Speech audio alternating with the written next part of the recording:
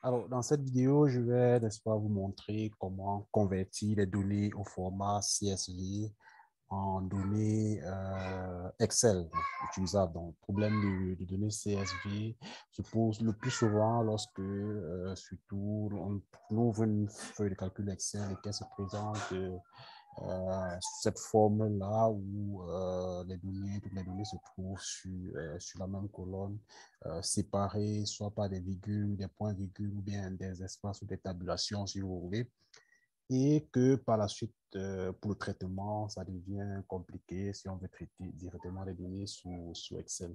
Donc, ça peut tenir, par exemple, directement si vous voulez exporter des données vers d'autres logiciels d'analyse comme R et d'autres logiciels prenant en compte le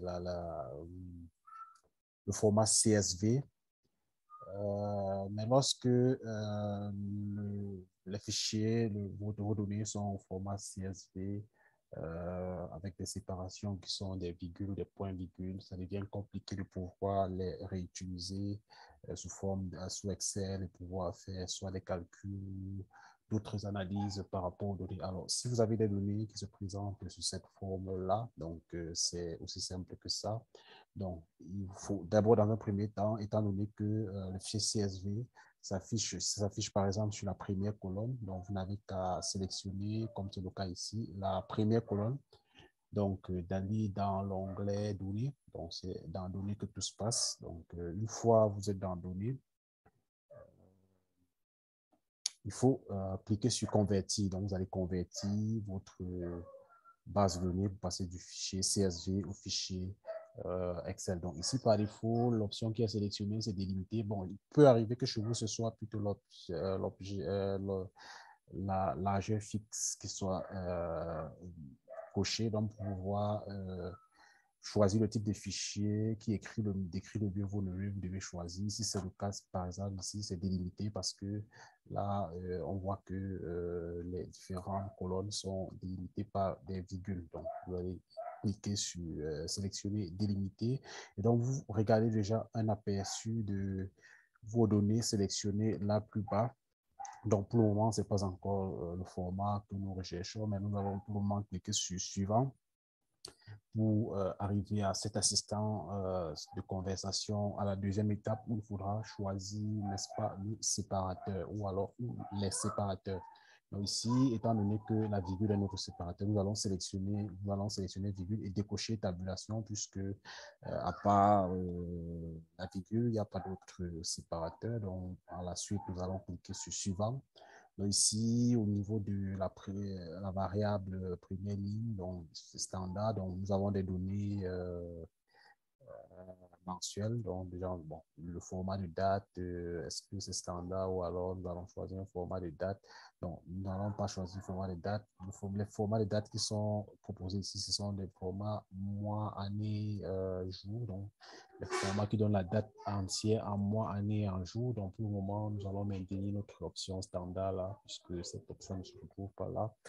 Et puis, cliquez tout simplement, vous voyez un aperçu de comment notre nouvelle base de données va se présenter là. Donc, cliquons sur OK. Vous voyez que notre base de données se présente déjà sous le format sur un format acceptable. Donc, voilà, donc on peut avoir le prix. Donc, c'est une base de données contenant les données historiques de l'entreprise, des actions de l'entreprise Canadian Oil Sands. Donc, là, on a le prix à l'ouverture, le plus haut, le plus grand et le volume des échanges, ainsi que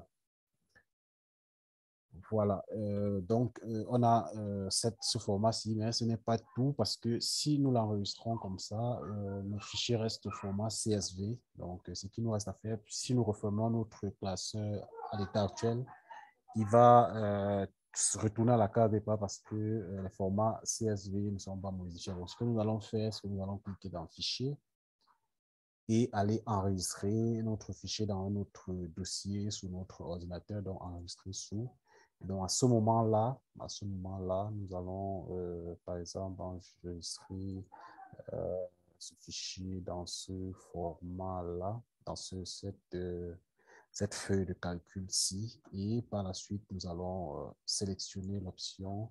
Vous voyez que l'option par défaut, qui ici, c'est CSV UT8 délimité par les virgules. Donc, nous allons sélectionner classeur Excel, tout simplement, et cliquer sur enregistrer. Donc, une fois cela fait, donc notre feuille de calcul est bien au format Excel. Nous pouvons, n'est-ce pas, l'utiliser à bon escient, faire des calculs, étant donné que nous avons des points, nous pouvons transformer les points en virgules, et tout ce que vous pouvez imaginer, et pouvoir travailler normalement sur notre feuille de calcul Excel comme si rien n'était.